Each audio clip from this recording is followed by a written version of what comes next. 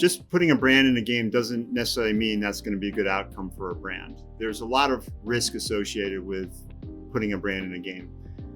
If a brand's being scripted into a game, it better fit into the narrative and the gameplay experience of that game, or else the brand is going to hear about it and the game publisher will hear about it from their end consumers across social media.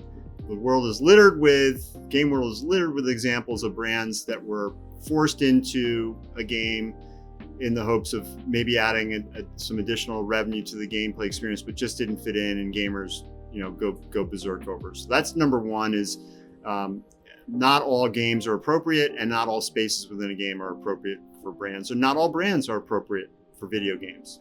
So that's probably myth buster number one. Number two, I would say it's important that a brand not be interruptive or try and be the hero in the gameplay experience. And what I mean by that is people go to play games to be in a fantasy experience. They're in 3D, they're getting away from their daily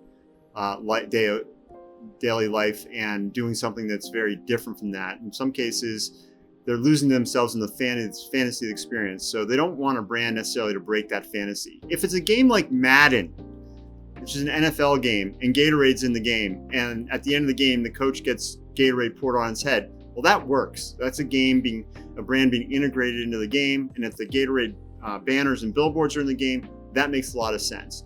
If it's something that doesn't fit appropriately into a football game or an NFL game, consumers are going to call it out. They're going to be like, that's weird. That doesn't really fit there. That doesn't make sense.